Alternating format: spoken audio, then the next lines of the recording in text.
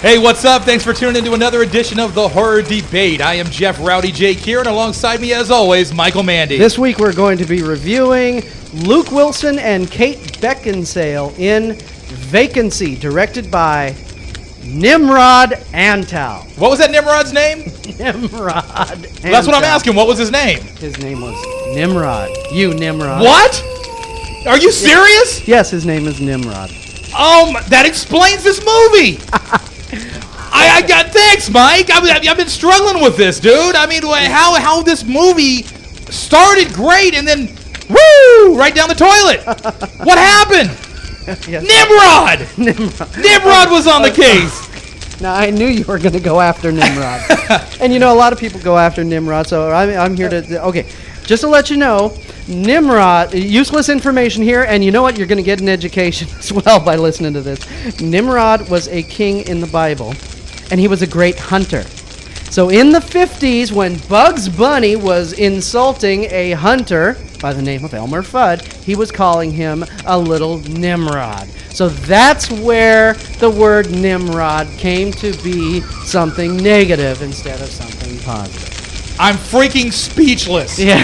What are you doing? I'm trying to defend the poor guy. Don't defend. His name is Nimrod. Yeah, well... His mother did that for a reason. She probably never watched Leave Bugs him Bunny. alone, Mike. I mean, come on. He made a crappy movie. Now let's tear into the movie and get it over with. Okay, tear into this movie. Okay, so what happened here? In the plot... This is like a Porsche taking off at 100 miles an hour and hitting a brick freaking wall. Okay, in this plot, Luke Wilson, Owen Wilson's less expensive brother... Less expensive? Yeah, if you're hiring... What, have you gone out with him? No, but I'm just saying, if you're going to make a movie, and you say, look, Owen Wilson wants to do this, he wants $18 million to be in it, but we can get Luke for $4. Okay, gotcha, all right. See? But you don't get the nose. Yeah. You don't get the nose, and that No. runs it. The chicks dig the nose. I'm telling you, that's why he sells so many freaking tickets. That's why Kate Hudson went out with him. It's the nose. It's got to be the nose. Okay, go ahead. Okay, Luke Wilson and Kate Beckinsale are an average couple driving down the freeway, and they get lost. They take a shortcut, have car problems. Gee, where have I heard this before? Yeah, and so they have to stay in a motel out in the middle of Nowheresville. And is that what it was called? Yeah. Nimrod Stays in Nowheresville? Hey, that should have been the name of this movie. Exactly. I'm sorry, I'm cutting this all up. Go ahead, So Mike. anyways, they check into this motel run by Ned Flanders from the Simpsons movie. Heidely ho, neighbor. Would you like a room? Sure. We're sorry. I got to apologize up front for this review because I was so bummed out, man, by this whole thing because, you know, you watch the previews and the way the movie even starts and you're like, oh, yeah, baby, this is going to be good. This is going to kick some butt. It falls on its face so freaking flat by the end of this movie, man. I wanted to just, take the DVD and put it in the toaster. Really? You thought it was that awful? It ruined it. The end ruined it. I had a 12-year-old kid sit next to me and looked at me and he said, Dad, that sucked. Okay? I mean, he said, that ending sucked. Now, you're not going to get much more honest than that, right? Yeah, okay. And I look back at him like, oh, you noticed too, huh? Okay, why did you think the ending sucked? Guys getting mowed down by a car? It was terrible. It didn't fit. It didn't fit? And it just kind of went, no. I'm talking about the restrained ending. I don't want to give away anything, and I'm going to try to do this, tab around this whole issue. Okay. But believe it, trust me, when I say that when you start a movie this good and you have a plot that has this much potential, you don't blow it like you did. I felt like the whole thing just went kaput. I mean, just like you took a brick and just dropped it. One thing about this movie, and I don't want to call this a spoiler, the movie has a beginning, a middle, and an end. And it ends at the end. Lately, in the last 15 or so years, people have been saying, oh, we've got to have the surprise ending at the, kind of like the Jason Voorhees jumping out of the lake. You know what, Mike? To tip her over. You know what, Mike? This movie does not have a surprise ending. It ends. You know what? Maybe this movie would have done better with a surprise ending. Because I'll tell you what, I was sitting there at the end going, that's it? Yep.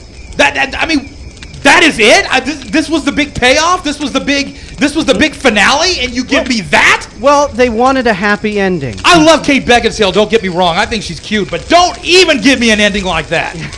Don't ever give me an ending. It was ridiculous. I mean, you know, you want to leave a movie, you want to leave a horror movie going, yeah, you know? You want to leave a horror movie going, oh, man, you know, and feeling like you were just, you know, got all excited. It's like that girl that you go out with, you know, you get all excited, then she's got to go, you know what I mean? At least, though, when I said it ended, well, at least it ended. I mean, I didn't feel like going out and kicking the dog when the movie was over. Well, I would have rather kicked the dog than not done anything and fallen asleep before the damn thing even rolled the credits. I don't know, Mike. I mean, go ahead, you know, finish up the plot. You know, the plot is they stay in this motel room and bad things start happening. No, bad things don't start happening. He puts in a freaking tape into the freaking VCR, and he sees murders taking place in the exact same room. And then the doofus realizes that he's in the room where the murders took place. Okay, I had a problem though when he discovered right away where all the hidden cameras were. Yeah. And then he left them all alone. Now what am I doing, Mike? What I just say? What I just say, dude? Yeah. This movie, I'm sweating over this movie, dude. I'm sitting here, I'm so excited, I'm so riled up. This movie has so much potential, man. The trailers. When I saw the trailer for this, I said, yeah, that's gonna be good. And I'm worried about movies now, dude. I can't trust trailers anymore. Yeah, you can't. I'm worried about them, man. Can't trust a trailer. You know, I'm sitting there watching it going, you know, I wonder if they just showed me every exciting thing that's going to happen in this movie, right?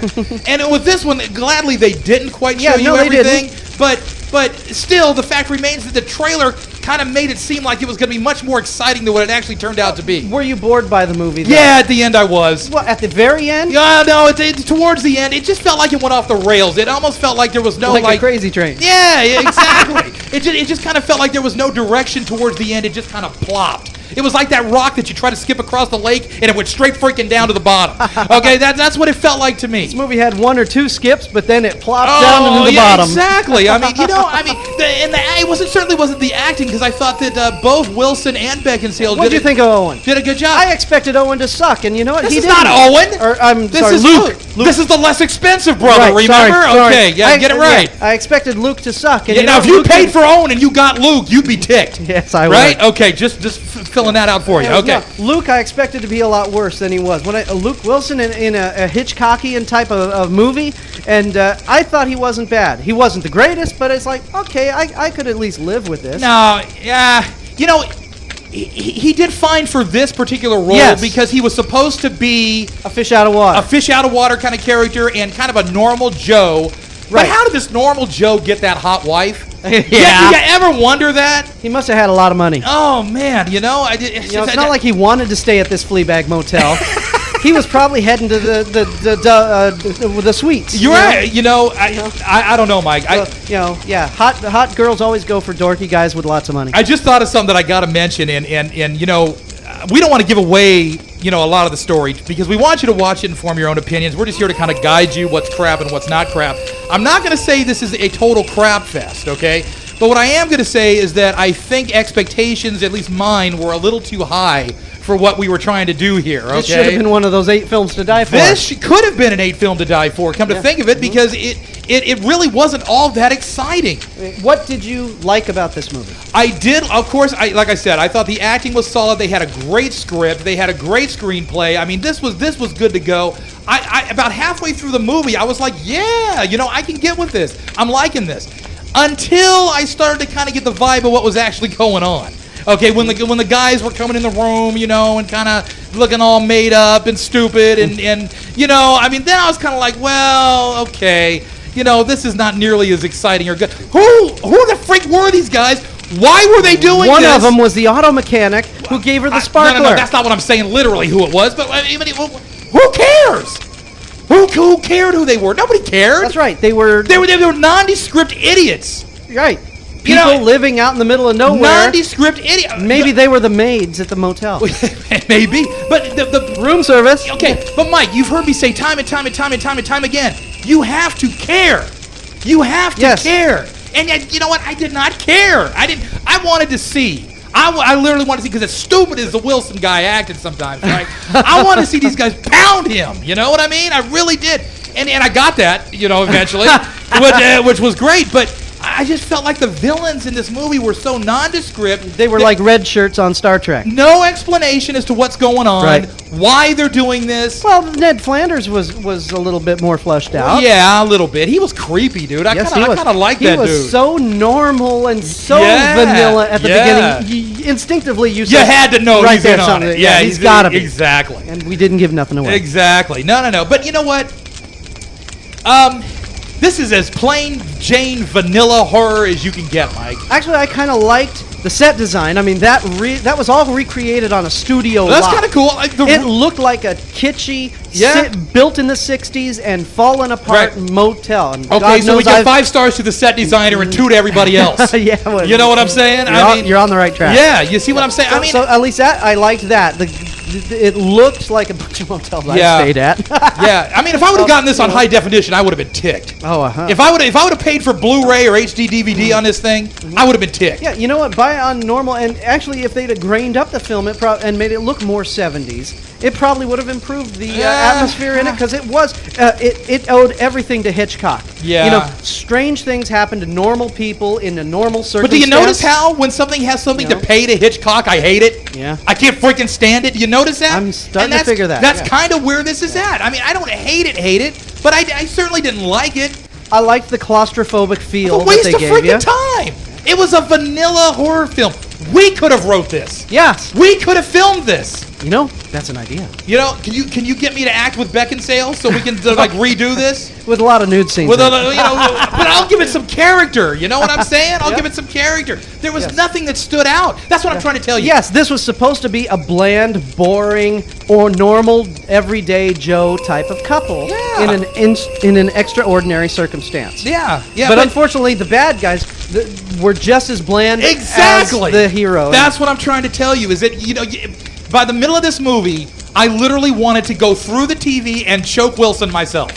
Okay, I'll give you that. I'm not down with this movie, Mike. I'm not down with this movie at all. The best character in this was Ned Flanders. Well, yeah, he was interesting.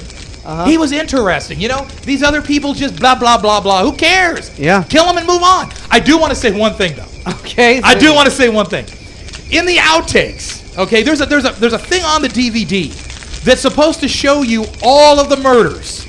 Okay? Yes, the that you're original watching. raw footage of the snuff film. Did you see the 2 gangbangers No. who were doing the dope at the coffee table, right?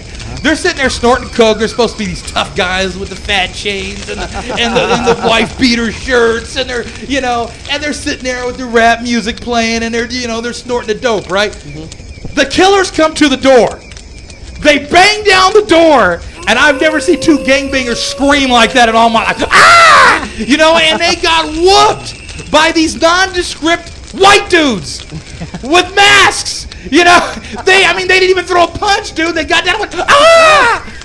It was the most hilarious thing. And that same 12-year-old that I said looked at me and said, that sucks. He looked at me and said, that is the worst gangbangers I have ever seen in my life. The wimpiest gangbanger. What is going on here? Yo, I'm learning a lot about you. You like to take 12-year-old boys to the movies. No, well, this was in my living room, Mike. Come on now. Uh-oh. Yeah, but even worse. The honest truth is, Mike, just this movie didn't work, man. I don't care how many stars you put in a movie like this. When it's as plain Jane as this, nobody cares. You didn't hear about this after the trailers ran. You didn't hear people going on the internet saying what a great movie this was. You know why? Because it isn't. It isn't. Just end it. 2 stars, period. Yeah, okay. I agree with you. It's definitely a 2-star film. There were a few things I liked about it, and Frank Whaley's the best part of the movie. Hidely ho. Who? Hidely ho, neighbor. Oh, okay. I mean, don't change up on me like that. Frank man. Whaley. I was thinking of the Simpsons character, guy and then you said checking. Whaley. I'm like, huh? Yeah, He was the best part. Yeah, and 2-star that's not film. saying much, man. I mean, come on. Yep, 2-star film. 2-star film all the way, Okay, I and wanna that's know. probably pushing it. When a bad guy sneaks in through a secret room, how did the carpet get back to normal? I don't when know, the secret dude. room is under the carpet? You know what? There comes a point where I just stop thinking about everything and just say, you know what? I hope it ends pretty soon. Yeah, let's stop thinking about this movie. I got 2 better stars. things to do, like go get that root canal. Yeah, all right. I don't care. 2 stars from both of us. Period. I'm Michael Manning. He's Rowdy Jeff, and we will talk to you next week at the Horror Debate.